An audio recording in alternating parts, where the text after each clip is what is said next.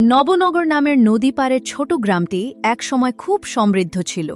চারদিকে সবুজ ধানক্ষেত, মাছ ভরা নদী আর মানুষদের মুখে সুখের হাসি। কিন্তু বছর পাঁচেক ধরে নদীটা আচমকা রুষ্ট হয়ে ওঠে। মাটি কেটে নিয়ে যায়, ঘর ভাসিয়ে দেয়, ক্ষেত মেরে ফেলে। গ্রামের মানুষরা একে একে চলে যায় শহরে। থেকে যায় মাত্র কয়েকজন, তার মধ্যে একজন একলা মেয়ে এলা। এলার বাবা মা নদীর ভাঙনে মারা গেছে, কিন্তু তবুও এলার বিশ্বাস নদীমা খারাপ নয়, কেউ ওকে বাধা দিচ্ছে। এক রাত ভর ভারী বৃষ্টি, আকাশে বজ্রপাত। এলা ভাঙা বাড়ির কোণে বসে নদীর দিকে চেয়ে আছে। হঠাৎ নদীর দিক থেকে আসতে লাগলো অদ্ভুত নীল আলো। এলা ভয় পেয়ে ভাবল, এটা কি ভূত? কিন্তু আলোটা ধীরে ধীরে মিলিয়ে গেল এবং নদীর উপর ভেসে উঠল একটি পাথরের ফলক।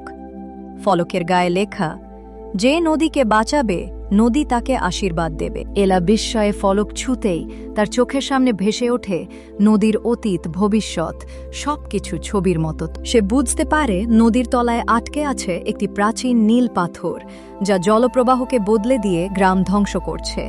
এই পাথর একসময় গ্রামের এক লোভী জমিদার নদীর তলায় লুকিয়ে রেখেছিল, নিজের স্বার্থে নদীর পথ পাল্টাতে। পরদিন ভোরে এলা গ্রামে থাকা বাকি মানুষদের জড়ো করে বলে, আমরা নদীর তলা থেকে পাথরটা তুলতে পারলে গ্রাম আবার বাঁচবে। সবাই ভয় পায়। নদীর তলার ঘূর্ণি ভয়ঙ্কর, চেষ্টা করলেই মৃত্যু নিশ্চিত। কিন্তু এলার দৃঢ় কণ্ঠে যেন নতুন আলো জ্বলে ওঠে। এই গ্রাম আমাদের, নদী আমাদের, ভয় পেলে সব হারাবো। বৃষ্টি থামতেই গ্রামবাসীরা বাঁশের খুঁটি, দড়ি আর নৌকা নিয়ে নেমে পড়ে কাজে। এলা নিজে নদীর তলায় নামে প্রথমে। নদীর স্রোত যেন উল্টো দিক থেকে টানছে, চোখ কিছুই দেখা যায় না। চারদিকে কাদা, পাথর, শ্যাওলা। হঠাৎ এলা অনুভব করল পায়ে নিচে শক্ত কিছু। ওটাই মিল পাথর। কিন্তু পাথর তুলতে যেতেই নদী ভয়ঙ্কর শব্দে গর্জে ওঠে। তীব্র ঘূর্ণি এলাকে টেনে নিচে নিয়ে যেতে থাকে। ঠিক তখন উপরে থাকা লোকেরা দড়ি টেনে এলাকে উঠানোর চেষ্টা করে। এলা সর্বশক্তি দিয়ে পাথরটাকে দড়িতে বাঁধতে সক্ষম হয়।